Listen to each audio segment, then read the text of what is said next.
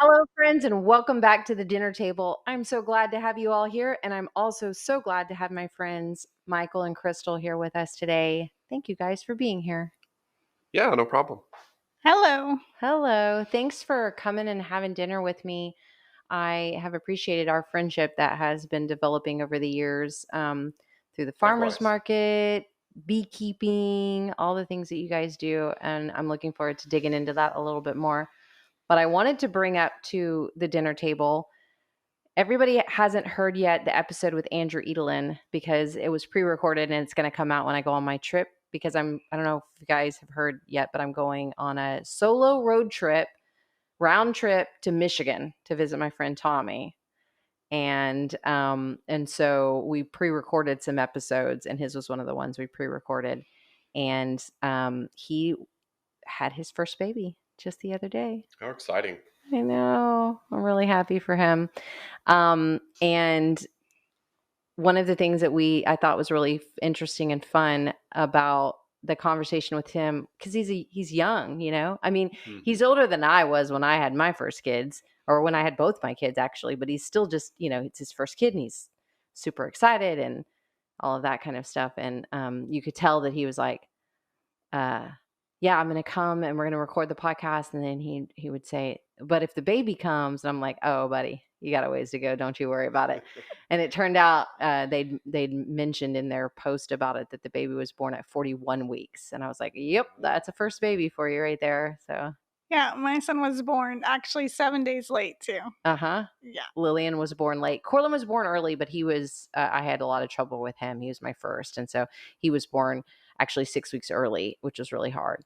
But that the first baby that comes naturally and normally, yeah, they're a solid.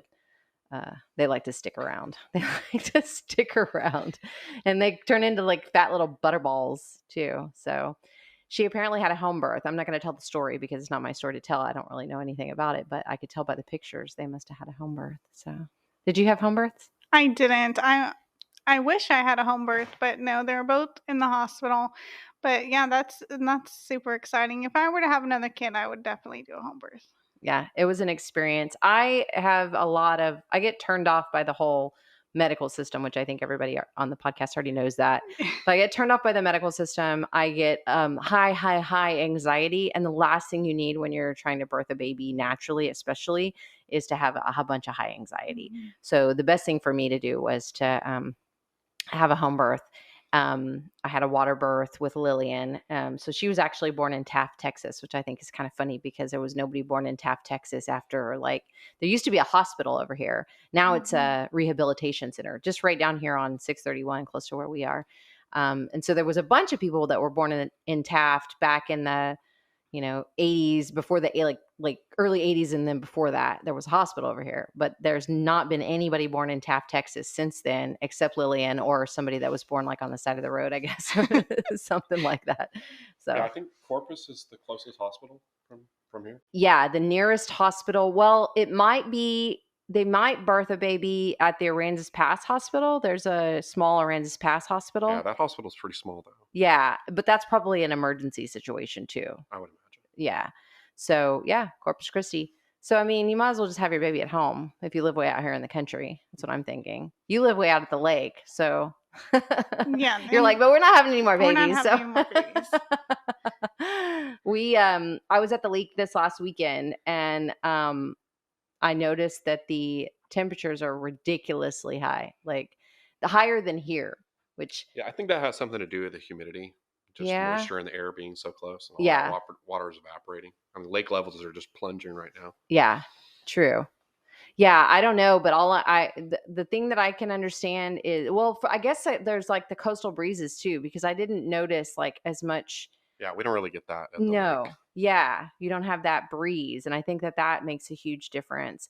And so just to make it a lot more comfortable I don't know, we've been doing that lake trip because this is a trip that we do every July for my friend Chris's birthday. He turned 44 also. He turns 44 6 months after I do every year. And we've been doing that trip for 20 years. And I truly can't think of a summer when it was as hot as it was this year. And I actually had an air conditioned RV to stay in.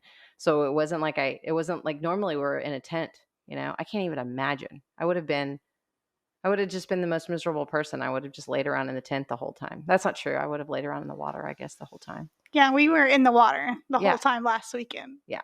I didn't get out of the water. Yeah, pretty much. You said you got kayaks, though. Yes, we have 2 kayaks, and then we have a double kayak. So I probably didn't mention that you guys live on the lake. So you just recently... We just recently, in November. Yeah. Are you directly right on the lake? Yes, we're right on the water. So you can walk out into the water from your backyard? Yes. Nice. How is your new home, by the way? We're really happy with the property. I think the house still needs some improvements. It's in the 10-year plan. Yeah. One thing at a time, but it'll get there eventually. But we're really happy with the property itself. Almost an acre, right on the water. There's not much else to say. We've got beautiful trees, lots of shade. That's good. Which was something that was really important to me. Absolutely. Especially with this heat in the summer. Yep. You want to be able to get out of the sun. Yeah. Well, and you're homesteaders like we are. So what are some of your thoughts about what you're going to do on an acre on the lake? Like what kind of homesteading stuff? So of course we have a lot of plans. We are gradually going to be implementing them. Right now we're just starting from scratch. Yeah. We don't have a garden set up yet. We brought some potted trees, fruit trees primarily from where we were before. But we haven't even had an opportunity to get them planted, and now's not the time to do it. So we're going to have to wait probably until the fall to do that. Yeah. I would wait till the spring if it was me, by the way. I just have this, every time someone tells me they plant things in the fall these days, I'm always like, just wait till the spring. Because you can go late in the summer. Not late in the summer. You can go late in the spring with stuff if you're good at watering through the summertime. But going in the fall or late in the fall, and we have one of those hard freeze winters, that even if it's just one day of hard freeze winters, you lose that stuff. And so I think we've changed down here to the point where when I still hear master gardeners and stuff like that still telling people to plant trees in November, I'm like, don't do it. I'm like, you'll lose those trees. It's more likely that you'll lose those trees before you. That's my big gardening advice, by the way. That's interesting because don't plant the perennials until springtime. I was under the presumption that you plant your trees in the fall in order for them to develop a root system so that they can grow quickly when spring starts. Yeah. The problem with that is that we lose them before they've been established. We have these erratic freezes. Yep. You never know. Yep. We lose them before we establish. And you're right. That's what you want. Ideally. Yeah, that's exactly. Nothing's ever ideal. So. Yeah, no, that's so, and because you want them to be able to establish their roots. Well, so, okay, so think about it this way instead, right? You're not planting them in spring for spring, that's what they're doing in the springtime. They're getting their roots in, and you need them to get their roots in enough to where they can be healthy during the summertime, because then we're about to deal with deep established roots by that time. Yes. And then they can start to pull water. It's easier, or whatever. And then they'll go through the fall, they'll strengthen in the fall, and then they'll be strong enough in the winter to make it through the winter. And then, yeah. So, okay. Yeah, that's a good approach, I think. Maybe we will wait until the spring. I've been with too many people over the last few years that have had to do replant of perennials for sure. But at the same time, I also understand getting super excited to put things in the ground too. Yes. I've been in pots for almost 5 years now, and of course we carry them in the winter when it's going to freeze. And you're like, ooh. But we didn't want to put them in at our previous location because we weren't sure that we were going to be there permanently. Yep.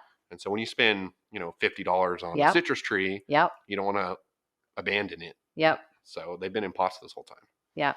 Well, you're close, and you can always experiment and not trust me, because I'm just somebody that's... The citrus will probably hold off till the spring. Yeah. The peach trees and stuff, they've been through winters and freezes outside before, so I think they would be safe to put in the fall. Well, then the next thing is to mulch the shit out of them and make sure they have plenty of water in the wintertime. Plenty of irrigation, plenty of water in the wintertime, and then they'll probably be okay. And then the last thing we have to move is our chickens, and I'm not leaving those behind. Yeah. So they'll be here soon. Are they? So where are they right now? They're at my mom's, at our old house in Orange Grove. So removing them from Orange Grove to the lake house. I've gotten to have a little bit of the experience with you guys because you guys came and did your engagement party. Kind of a surprise. I think I ruined the surprise, but It was mostly a surprise. Yeah, it was. We planned out. Michael and I planned out the engagement party here at the farm, and that was a lot of fun. I was glad to be able to be a part of that and for you guys to be out here. So I got to see that. So that was It fun. was a great fun. memory. It was surprise until I saw, my family and friends, and I was like, okay, what's going on?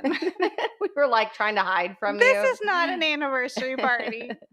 It's like, hey, don't run off. She knows you're here already. The other thing that I thought was interesting is that so when we started cooking tonight, I had to think about vegan. And I knew that there was so when we planned the catered event, we did shrimp pancit, I thought, right? Mhm. Pancit. Yeah. And so I couldn't remember whether you ate eggs or so tell me what your diet is and why. Because mine has been about health and my diet and about not feeling well and all of that kind of stuff. What are the choices with vegan and the kind of the things that you make choices with? What's that about? Well, basically, my diet is kind of a pescatarian, Mm-hmm. right? Except I exclude dairy because I'm lactose intolerant. Mm-hmm. So I don't eat any dairy. And then no meat, of course, or eggs or chicken. But I slowly, probably 3 years ago, started introducing seafood. So Mm-hmm. fish, Mm-hmm. crawfish, shrimp. And it's for health reasons as well because I want to feel better. Yeah. When I was a teen, I was diagnosed with kidney stones, chronic kidney stones, all the time. Mm-hmm. I was in the hospital for 5 days once, Mm-hmm. and it doesn't feel good. Right. And I was tired of going to see these doctors, Mm-hmm. telling me what to do. And so I just decided that I'm just going to cut the protein out of my diet and see if that helps. Mm-hmm. Right? Troubleshoot it myself. And I think it's been 5 years, 6 years now. And I really haven't had any episodes. Maybe 1 or 2. That to me is really important, is hearing people explain that I did this thing and it was a little bit of my own choice because I wasn't getting the answers that I needed. And so I started playing with my diet and choosing to eat this or that, and what I like is that it took me all these many years to get to the full scale, okay, fine, let's just do a full scale elimination. And then we can because I've learned that peanuts are an issue for me, a big issue for me.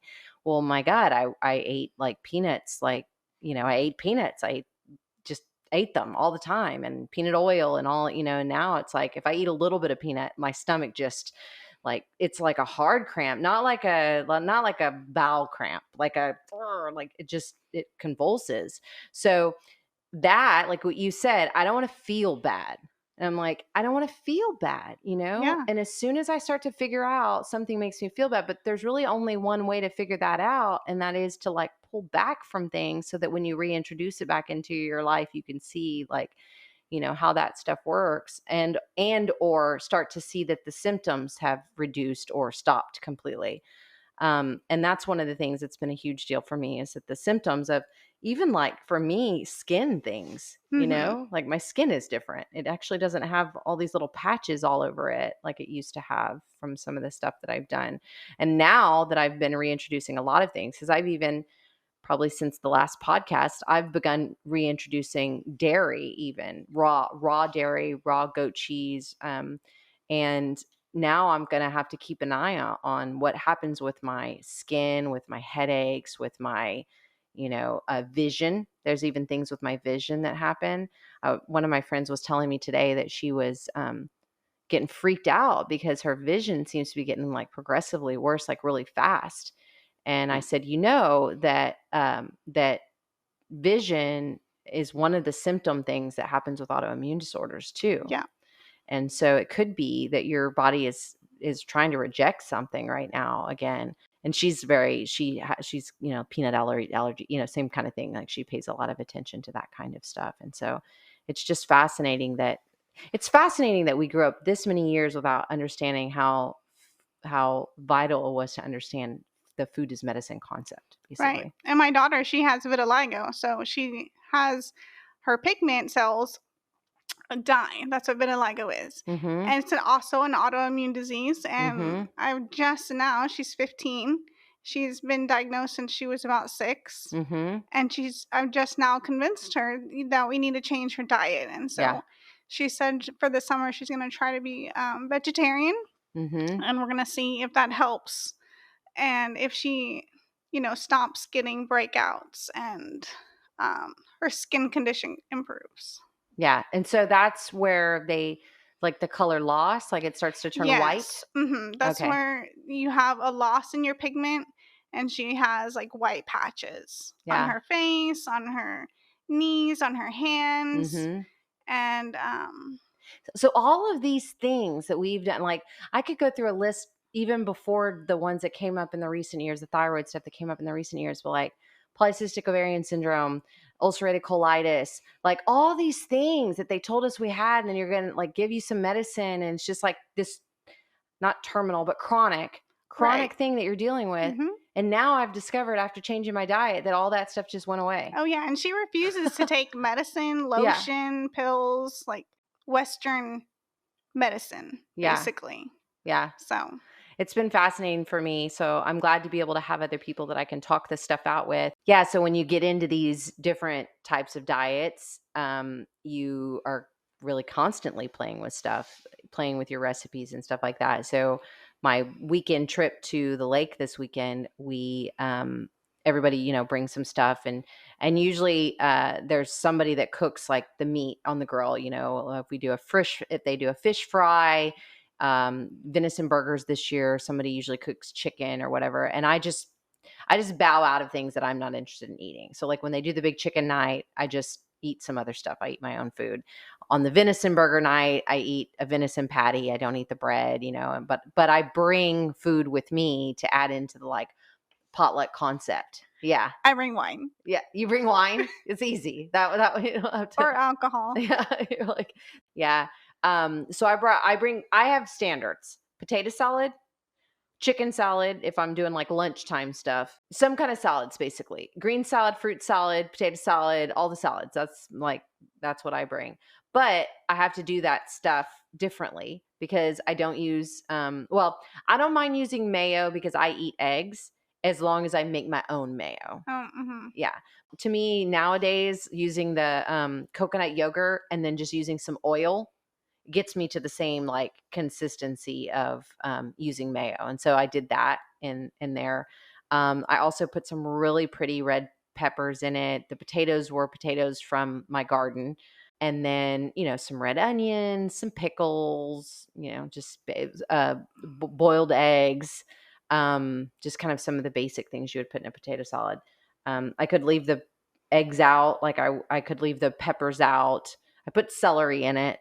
But those are all things that, you'd have to shift around a little bit if you're doing the diet as well. Like you probably would just leave the eggs. That would have been the thing. Just the eggs probably I would leave out. Do you put mayonnaise? I heard you I mention. use veganese. Okay. So it's a vegan mayonnaise. Veganese is good, actually. It's good. Yeah. It is actually. Yeah. I've had a lot of. I'm not vegan, so. A lot of people use veganese for making poke bowls because that's like the thing that they do. So then we took that because I didn't do the thing where I like gave y'all the one that everybody had touched with the spoon and dropped the spoon in it or whatever. But I had this massive like amount of potato salad left over. And so I thought, okay, well, you guys are adventurous. And so I'm making my friends eat leftovers tonight. So tonight we made potato salad pancakes with the massive amounts of leftover potato salad. But I did that different. The recipe that I pulled up had olive oil, and it says Parmesan cheese, and then it calls for all-purpose or gluten-free flour, and then 1 egg, and then the leftover potato salad, salt, pepper, and then you use sour cream and chives for the top of it. And so the differences that we did, and you gave me some advice because First of all, I thought you ate eggs. So that was one of the things that threw me off for the whole, like when you got here, I was like, oh crap, she doesn't eat eggs, because I wasn't 100% sure. I mean, vegan would mean you don't eat eggs, but I Right. knew that you weren't completely vegan because I remembered doing the thing and it was shrimp. That's the Right. fish, right? Yes. There was actually eggs in the potato salad. And so thank you for being, and I'm like, oh crap, is it going to make her sick? Because now that's like that's the whole point of this, is not to make you sick. No, I I'm don't sure eat the potato it'll be salad. fine. But you gave me some advice with not putting the egg, because the binder, right, for Right. these like patties or whatever that I was making is the flour and the egg and the cheese. That's what's going to make it, right? So I'm leaving the egg out. I'm putting in some other kind of gluten-free flour, and I'm not using any Parmesan cheese. So what's going to be the binder? And you gave me the suggestion of using applesauce. Yeah, I use applesauce a lot, especially like if I'm going to be baking or using flour or some kind of coconut flour. In the zucchini bread that we make for the market, I use applesauce as the binder. But also I use just egg, but the applesauce works really well. Applesauce was a great answer, because I had some unsweetened applesauce. That's one of the things that I eat to fill myself regularly. Like I eat a lot of fruit. And then I used the nutritional yeast just to kind of give that like Parmesan flavor, even though we weren't going to have Parmesan. And then the gluten-free flour that I chose was tapioca flour, but the tapioca flour makes things a little bit gummy. So they were a little bit gummy. And I don't have a ton of experience in the kitchen. I don't have my 10,000 hours yet. So I think I might have like had my oil a little bit too hot. So they were like they weren't cold on the inside, right? Potato salad. So they weren't cold on the inside, but they were kind of gooey on the inside. And then they were a little overcooked on the outside. What y'all think? I actually think you did a pretty good job for your first attempt. Thanks. I Maybe appreciate a little that. room for improvement, but yeah. I think the seasoning wasn't quite there too. Like my potato. Okay, so when I made my potato salad, you taste it and it's like, oh, it's really good. It's got good flavor, but it was a lot of potatoes. And then you put it in the thing and you let it sit and absorb all the flavors and everything like that. And then when I went to dig in to eat the potatoes, they just didn't have a lot of flavor. So now I'm like, oh, I didn't put enough of the seasoning in. I put mustard in my potato salad too, by the way. And yes, I put Dijon too. I love the mustard and I like that tartness. That's the way I don't like a sweet potato salad. I like a tart potato salad. So I don't think my potato salad had enough flavor. And then I think just adding a little bit more seasoning in probably would have made them a little bit. They were kind of boring and gooey. Yeah, maybe sub a different type of flour. Yeah. Maybe almond flour or coconut flour would have been good. I had arrowroot, coconut, and tapioca. Those are the three that I use because in the AIP stuff, no nuts for a while. You're off the nuts. That's right. Well, I am now. I'm eating them. I'm back to eating them again. I mean, I eat cashews again. Peanuts. No peanuts for sure. But peanuts are not technically a nut, so they're in a kind of a different. They're a legume. That's interesting. I didn't know that. Yeah, they're a legume, right? So, but I am eating legumes too. So it just so happens that peanuts just happen to be. But I haven't dug into almonds yet to even know whether. But I'm sure they'll be fine once I probably go back into it. But that would be interesting as a flour for that type of thing, because it would be a little bit, like you said, crunchier, a little bit grainier. More like a corn flour. Right. Yeah, I think that would be really good. But either way, you guys, this was a really good way to use leftover potato salad. That's the most important part of it. And so if you're trying to feed your kids leftover potato salad, fry them up in some potato salad pancakes. And so this recipe was really good, and it was super simple. Once I got it, it was like make a ball, put it in your oil. It said medium high heat. I ended up turning my heat down even less than that, because it was kind of, how when you're making your pancakes and the first run of them are like either undercooked or overcooked, and then finally you get the right temperature and then you like have all the perfect pancakes, well, that's kind of how you have to do it with the potato salad pancakes too. So I overburned them. I overburned them a little bit. So that was good. And then we also made a grilled okra salad. So it was a real pretty plate, a real good summer plate. Covered the bottom of the plate with my traditional arugula, spinach mix, salad mix type stuff. Put the potato salad pancakes in this recipe, the grilled okra salad recipe. So it was like a really simple recipe in that it was the fresh tomatoes from the garden, the fresh red onion from the garden, and then the recipe called for a white wine vinegar, but I've got that good red wine vinegar. So I put the red wine vinegar in it and threw that in the fridge so it could get, seasoned up. And then Michael charred the okra on my skillet on my stove. And so they got a nice char on them, and seasoned them up, put them on top of the salad, and had some delicious dreamsicle, I think, cantaloupe or something like that. Dream melon. I don't know. It was another one of those like fancy hybrid melons that has like a super sugary, it was sweet. super sweet. Those are really sweet. I like that. So, and the prices on those are not super bad right now. They're in the same range as almost everything else. I think I might have paid 2 or 3, and they're usually like 1 or 2 right now when they're in season. So, so that's a fairly inexpensive like candy treat when you're eating those. And then of course, last week we had mead, because I had Lee on and Lee brought mead, and I sampled y'all's mead last week. So then you came back, we had another run at mead, but now I've got mead makers in the house. So now I need to know, okay, how do we make this mead that we're talking about here? And what did you think about the mead? You didn't get any of the coffee mead, which was the one that we talked. I hadn't tasted the coffee mead when we talked about it on the podcast last week. And then I had a taste of it after dinner. We drank a sip of it, and it was so freaking good that I drank it all over the weekend. It was really tasty. We actually have a whole bottle of that same coffee mead at home. Really? From the same guy, yeah. Oh my God, I want more. Like seriously, you guys. Yeah, You're like, no, it's Michael really good. Yeah. So when we were talking about it on the podcast, you're like, I know that coffee mead, I know that person, I know that. Yeah, Michael James with River Bottom Bees, he's the one that produced that mead, and he was our mentor when we started making mead as well. So nice. Well, that was really good, and then so we had your mead again tonight, and then you guys got a chance to taste the other one that was the lavender hibiscus or whatever. And so what were your all's thoughts of like the flavor of? I actually really liked it. It did have some like maple syrup tones. It had some tea, some kind of dragon fruit tea or something in it. It was a little bit higher APV than a traditional like ours. Yours is the honey water. Yeah. Ours is a low APV. So. I think it's really crisp and clean though, because as I was drinking your stuff again tonight, I'm actually sipping on it right now. It's really nice. But then the first thing you said when I told y'all I drank a bunch of it at the lake or whatever, was like, oh, I bet you got a little tipsy before you realized it. And I was like, I probably did. How do you keep up with the ABV of that? Because I have no idea. So when you start the process of making mead, and you mix your must, which is basically the honey that's been heated up with water. You let that cool to room temperature. You put it in a fermenting vessel, and you add your yeast. At that time, you'll take an initial gravity with a hydrometer, which is basically just looks like a big thermometer, and it kind of floats at a value.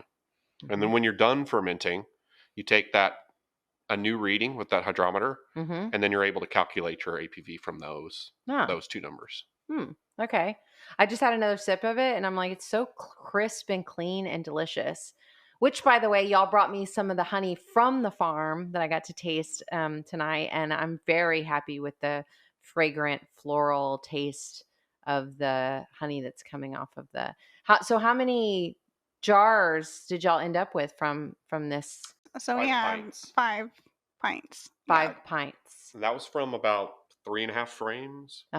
So normally a whole super would be 10 frames. So that's about a third of what you should get from a whole super. Now this is our first time harvesting. Yeah. So that's why we didn't want to take too much, and there was some brood that was mixed in because we didn't have a queen excluder on the hive. Okay. So the queen was able to get up there and lay eggs in this honey super. Got it. So one of the things we'll do next time we come and mess with the bees is we'll add a queen excluder, and we'll probably add another super on top of the one that's on there currently. Michael and Crystal are the beekeepers that have hives here at Freedom Harvest Farms. And so when you hear us talking about the hives that we have here and the honey that's coming off, these are the beekeepers that keep up with that and keep my little bees all happy, our little bees all happy. Well, you keep them happy with the flowers. I love my bees. I mean, I talk to them. I'm like, so how's it going back there at the back of the pasture? Are you guys having this house nice and warm in your new home? Are you like, I'm sure they're plenty warm right now. yeah, I'm sure they are too. Yeah. So it was really nice to be able to taste some different meads, and then to hear from you guys about how that's working out, and then to get to have a little bit more of that again. Okay, so currently I'm really not drinking anything that's not being made by my friends or at the farm. I'm drinking farm wine. I drank mead over the weekend. I mean, I had a little sips of some ranch water and stuff like that too, but generally like I and I love that about just being, I don't know, like the idea that that in a worst case scenario, we can make our own. Mhm. We make our own We booze. can make our own. I love that. And sharing is caring. So Yeah. I want to know a little bit more. So if I wanted to take the honey that I have, like the honey you guys brought me, and make mead for myself here at home, because sharing is caring, especially when you're making home brew. That's right. Tell me how to make it. Tell me how a home person can just make themselves a batch of mead.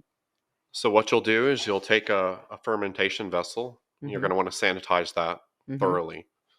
And you'll take a little bit less than half a gallon of water. Mhm. Into that, you'll put it on the stove, Mhm. add 2 to 3 pounds of honey, Mhm. and then you'll cook that over medium heat until it reaches around 180 degrees, so just below boiling. Mhm. And your goal there is to dissolve all of those sugars from the honey into Uh-huh. that water. Okay. And then once you do that, then you'll put it in your thoroughly sanitized fermentation vessel. Generally, it's like a carboy. Mhm. And you'll add an airlock. You'll add your yeast, and then you'll add your airlock, and you let it go for How long? about a month. Okay. It depends on how much the sugar content of the honey and how much honey you used, and also the alcohol tolerance of the yeast that you introduced. So Mhm. some yeasts have a lower alcohol tolerance, like around 13-14%. Some go as high as 22%, and that's going to affect your ABV as well. Okay, so how do you stop the fermenting? You put it in the fridge, just kind of like you do with kombucha or No, whatever? generally you use something like a Camden tablet to kill the yeast that's still fermenting. Uh-huh. But a lot of times, like ours we fermented all the way to the end. Mhm. It probably fermented for about 2 months, and it went completely dry. There was no sugars left. Okay. So we ended up having to back sweeten because we weren't really after like a dry mead. Okay. So we back sweetened. But once it got the yeast ate all the sugars that were Mhm. in that must, Mhm. and so you'll know when it's done fermenting by using your hydrometer. You'll take a couple of measurements every day, and if it's not fluctuating, Uh-huh. if it's stable and it stays consistent, then you know that you're done. The Gotcha. fermentation is completed. So it's fairly simple. It just takes a few there's a few little tools you need to Yeah, have it's actually there. pretty simple. Yeah. And I noticed you keep it in the fridge. Why do you keep it in the fridge? Will it go That bad? was really just a precaution Uh-huh. because if for whatever reason there is still fermentation going on, Uh-huh. and since we back sweetened, we weren't completely 100% sure Mhm. that there wasn't fermentation continuing. Mhm. And if you leave it out, then you have the potential of it building pressure and exploding, basically, the bottle exploding. That's no fun. And so keep it in the fridge slows the fermentation. If there is any fermentation going Mhm. on, it slows it down. Gotcha. Gotcha. and I just like cold meat. So leave him a message. Hopefully he'll get back with you. There is a website through the Texas A&M University, Mhm. and they list registered bee removal individuals Mhm. by county, because you do have to have A permit. a permit to move bees from one county to another in the state of Okay. Texas. Okay. And so there is a list by counties. If you look up bee removals in Texas, just Yeah, it's on Google the it. AgriLife website for Mhm. Texas A&M, Mhm. and you should be able to find someone in your area who can do removals. Yeah, because I know that it's going to be a thing where it's like it's not that we don't want to rescue the bees. It's just that it's a Yeah, what it really came down to for me was liability. Uh-huh. When we ran into a couple of Africanized hives, we're not a big enough business to Right. Yeah. carry liability insurance, Yeah. and I was concerned about someone else getting hurt. Mhm. I was a little bit concerned for my own safety as well, Mhm. um, and so it just didn't make a lot of sense for us to continue down that path Yeah. without really investing a lot of time and effort into getting all the appropriate insurances and Mhm. setting up an LLC or something like that, so we're not liable ourselves. Right. Right. And But you are still venturing down the path of keeping bees. And yeah, we, so we enjoy beekeeping. I think we'll probably continue to do that. We've downsized a little bit from what we were mhm. because when we were doing removals, of course, we had a lot of hives. Yeah. Because you're Um, collecting bees that you need to do yeah, something with. Yeah. and unfortunately, I don't have the time to manage 12 hives Mhm. anymore. Mhm. So we have a couple here, we have a couple at our house, and we're going to try to stay more hobbyist Okay. than a business per se. Okay. So you're really just down to that. Like you've got these. Correct. Yeah. Oh, well, I'm so grateful that that we still got him here. And I guess someday, I keep saying that someday I'm going to get brave enough to decide to like learn how to take care of Yeah, myself. whenever you're ready, we'll suit you up and I'll Uh, teach you a few things. I'm sure that I'll be ready for that someday. I'm certain that I am. So tell me a little bit about like the whole process. It's a somewhat involved process. You know, beekeeping is not as easy as it initially seems. Mhm. Um, you have to maintain the hive. You have to check on them regularly. You have to make sure that they have adequate space, that they are getting enough of the resources that they need, Mhm. and you also, are combating diseases and pests just like you are in a garden. Mhm. And if all the gardeners know that sometimes it's difficult, and you don't always get a bountiful harvest every year. Mhm. You may run into something that was unexpected, and so it's just So then you learning tend how to to the bees manage those without the things garden. and learning how to get the hive to a point where they're healthy and they're able to flourish and they're able to provide enough resources for themselves and also a little bit extra for us. Mhm. So how are our hives doing back there in the back? What do you think about? Because they've only been out here for just over a year now, right? Yeah. Correct. Mhm. Yeah, I How's think those hives looking? so. My initial idea when I brought those two hives over here was I had one hive that was kind of struggling at my place. They were somewhat of a weaker hive. I think they were having difficulty completing with all the other hives that I had on that property. And I brought a strong hive because I wanted to make sure that you would eventually get some honey out of the deal, right? Right. So the weak hive is doing a lot better than it was at my place. It's still the weaker of the two. It's kind of dragging its feet as far as getting established and being productive in the honey for us sense. Mhm. But it So seems they like had they're just enough managing. honey for themselves, but they didn't Correct. have enough. So that you only pulled off of one I of the only two pulled off the hives. stronger of the two hives, Mhm.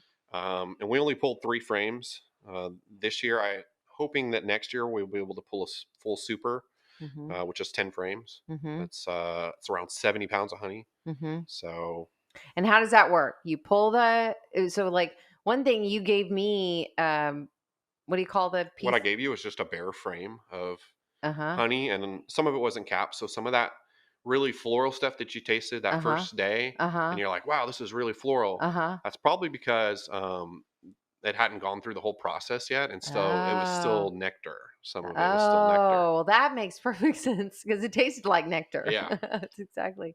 and And that's it one of the reasons we didn't bottle that is because uh-huh. you have to make sure your moisture content is like below 18 or 16%. Uh-huh. Otherwise, you have the possibility that it'll ferment, and you don't want Okay. that. Yeah. You'll be making mead without realizing it. Yeah, and it was kind of drippy too. Like Mhm. so that makes Right. sense. Yeah. But it was like, Because it wasn't capped yet. chewing on the honeycomb, and I I I think I mean I literally took like every little less drop that I could take from that and used it on salads and used it like everywhere I could come up with using it, and it was really tasty. I was enjoying it. So I'm looking forward to the honey that I got a little bit of the spoils. My mom told me this morning I better not bogart the honey, that she wants some of that honey. So she'll be ready to have it already And now I'm like wondering, because this is hot honey right off of our pollen right here. Right. So this is our Unadulterated. allergy honey. This is our good, like I need a teaspoon of it every day. Of course that won't last me very long, but then I'll be like just eating it out of the jar. But um Yeah, and something unique about this honey is that we didn't feed sugar syrup this uh-huh. entire time. So this is all 100% natural Uh-huh. from nectar collected. It's not Yay. sugar water that's been feeding that they've then put Yeah. in the cells and dehydrated for you. And I work very actively to grow a lot of flowers all over my gardens because of pollinators, not even having to do with the fact that I have bees, although I want my bees to have it as well. And I'm hoping that this next year I'm going to be able to get more seeds with flowers growing in the pasture too, so that I'll have a lot more flowers. I want to, the grass that's growing up here in the front property is beautifully diverse. I have different stuff growing every month of the year. There's a new flower, a new kind of grass That's growing. awesome. It's amazing to me. Like I have mimosas right now out there, or mimosa, not mimosas. I'm drinking me some mimosas. But it's funny to be able to see, like during the winter, the stuff that I see, and then I've got I have hairy vetch that grows pretty much everywhere, and that's toward the cooler season, toward the early spring, and then that dies back, and then I've got and there's just all these different phases, and a lot of the grasses that are growing up here in the front actually have flowers on them. Right. And I think so that's really important for the bees. yeah. To have something that they're able to forage from year round. Yeah. I think, in urban beekeeping, when you have a traditional grass lawn, Mm-hmm. you only have flowers available in the spring and the fall. Mm-hmm. But in the wild, in nature, Mm-hmm. there's flowers blooming every month of the year. Yep. And so I think that might be what's helping to contribute to the loss of some of the native bees. Is just, all the urbanization Mm-hmm. has made foraging in certain parts of the year a lot more difficult for these bees. Well, so okay, thinking about the ones that like go into the walls and go in, what does somebody even do? If they can't, I mean, can is it possible that they'll move on, or once they've moved in, are they permanent? Like, Once they've established comb, mm-hmm. they're there. That's their home. Mm-hmm. So now if they're just hanging out on a tree branch, Mm-hmm. they're probably going to move on. Mm-hmm. But if they have already established that they're starting to make comb, then you need to get rid of them Yeah. or move them. Do you think that we're in a real like crisis, like we're really losing our honeybees? I don't think that it's honeybees that are in danger so much. It is the native populations of bees. Mm-hmm. Bees, because they're commercialized, Mm-hmm. just like pigs and cows and chickens aren't in any danger of, going extinct. I don't Right. think the honeybee is either, because it's, Okay. Yeah. because humans are managing it. Mm-hmm. There's a lot of scientists and stuff out there that are researching treatments for the diseases and the pests like the varroa mite Mm-hmm. that are plaguing the honeybee and has resulted in the decline of the honeybee in the last couple of decades. Mm-hmm. Um, But the natives, all the different kinds of it's natives, the natives that are really in danger, and the biodiversity, and the biodiversity of all Mhm. different kinds of things, so Right. all the pollinators that 'Cause we're losing. there's hundreds of species of bees, Yeah. but all you really hear about in the media is the honeybee, because that's Right. what's important for us humans, because we like honey and we require them for pollination. And there's certain things, certain vegetables that won't be pollinated without Correct, yeah. that particular. But it's also the same way with other also types native of natives that bees. only pollinate Right. certain vegetables, and you Like can't figure out. squash bees, for example, Yeah, exactly. specialize in pollinating squash. Well, it gets me thinking about how the second that there's some caterpillars that come out, everybody goes out and sprays and kills everything, and I'm like, I'm like, that's a part of the native pollinator population that we need. So, and I'm like, there's really simple solutions to this, like the sunflowers that everybody's like, oh, you got to come down because they're weedy and they're ugly and whatever. I'm like, that the answer to our pollinator issue, the answer to a lot of our problems is actually sunflowers, believe it or not. I'm like, sunflowers are so important, and the sweetness of that flower draws in everything. And my sunflowers got knocked out this year by I don't someone corrected me the other day and told me exactly what it was, but a tiny little Black caterpillar. yeah, black Oh yeah, I caterpillar, don't know the name little, of them, but I'm familiar with and them. it's an important pollinator, and it was eating up my sunflowers, and I was like, no, that's exactly why the sunflowers are there. That's why I want to leave, there. And then I had this just like massive population of pollinators that were on my property and that came off my property over here. And that's all of those pollinators are important. The biodiversity of pollinators is just as important as, oh, well, we've got to keep this particular, because I consider honeybees like livestock, kind of like you said, like the Correct. pigs, and it's kind of that same kind of concept, that it's just livestock. So I think that more than anything else, I think that part of the reason why I so much like to bring beekeepers into conversations and have real conversations, maybe not so much digging into like how does somebody keep bees, because most people aren't going to do that. But the idea is that if we can talk to people about like the realities, like first question I get when I tell somebody I'm an organic farmer, organic gardener is, where do you get your seeds that aren't genetically modified? And I'm like, dude, there's like a whole thing you need to understand about how they're not selling you genetically modified seeds, by the way. Like, you're not like, and there's so much you need to understand about that whole process, that's not something for you to even worry about, but it's a catchphrase, And if I'm going to tell somebody what the important part of it is, the important part that people need to understand is that they are, what's the word I'm looking for here? They own the seed. What's that called? They've Licensed, trademarked, yeah, something like that. That's not the right word. proprietary. Yeah, yes, basically, like they own the rights to that seed if Right. they modify it in a lab, right? Correct. So that's the biggest problem with genetically modified seeds. But they're not selling you that; they're selling big farmers those seeds. And so there's a hybridization, and then there's within the hybridization, which then it's like, oh, well, if you're using hybridization fruit, same kind of thing. Well, I'm like, no. The thing to understand about hybridization is that, number one, with hybridization, you end up with fruits that don't have seeds. And at what point do we get to the point where we don't have seeds anymore, right? That's one thing. But then in addition to that, the same concept of once somebody hybridizes something, they own the right to the seed, right? And so that's the only problem with hybridization, not because plants hybridize without us being involved in Yeah, it. that was a comment that I was going to make. Is people have been, genetically modifying plants Yeah. and animals for tens of thousands of years. Yeah. I mean, that's how we ended up with all these different breeds of dogs, Yeah. Yeah. and cauliflower and broccoli and Brussels sprouts Yeah, are all of all the that. same Yeah. thing, Yeah. actually. The They're just poodle. specialized.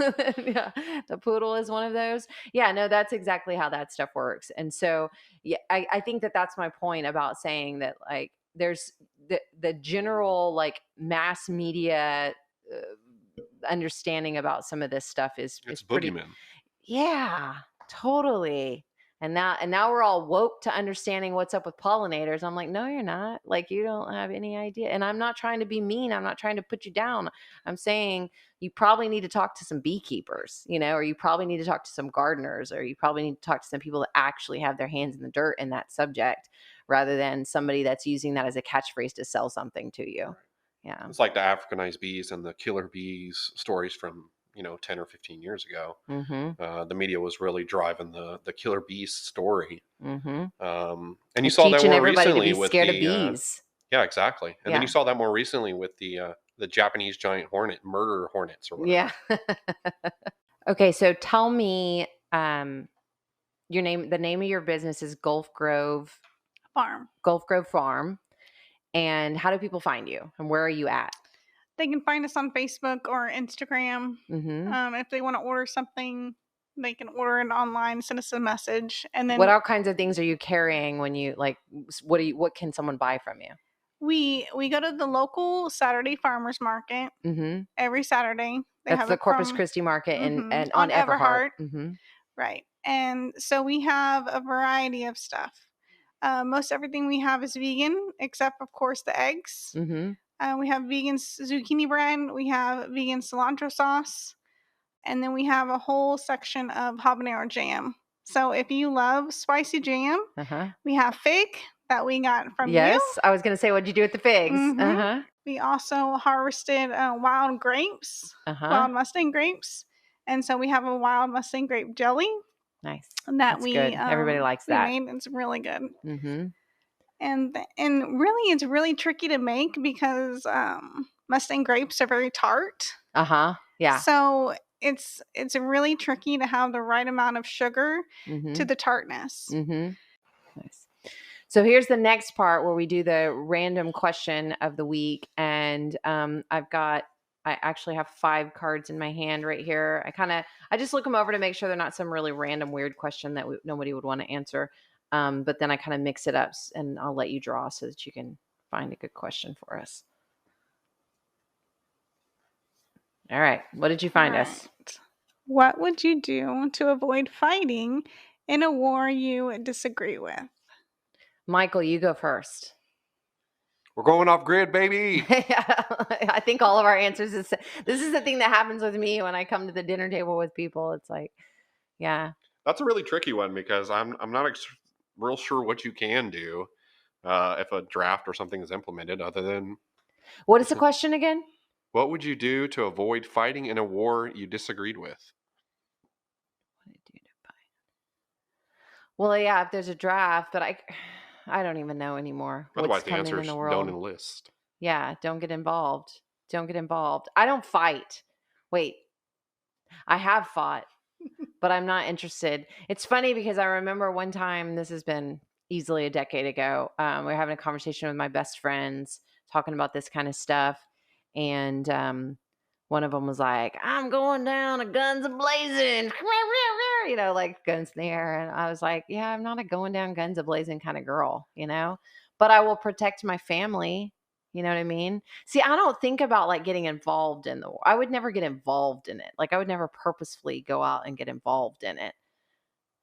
I think we just mind our business. Yeah. I think I would protect my land and I would protect my space and I would pray that none of my children wanted to get involved in it. And yeah, which is different if you think about like, I mean, of course we're watching movies, but if you're watching movies, it's like it was like an honor for your children to go get involved in the wars and stuff like that, you know? And now I'm like, oh God, that's the last place I want my kids to go if we're doing anything like that. I mean, I would consider myself to be pretty patriotic. Yeah. But I don't know that there's any war that I would agree with per se. So that's kind of a tricky question. In today's world, and it doesn't come to our doorstep like it did, like, you know, in Civil War and, you know, stuff like that. Mean, it's going to be AI and drones the next war, I'm sure. Ugh, I don't even want to think about it. Like, I'm not interested in the ancient battle. Like, I feel like I'm past that in my like spiritual, like, you know, I would say I'm an American. I mean, I'm patriotic. I'm an American. America. I'm definitely American. I got asked the other day, like, do you call it the United States of America, US?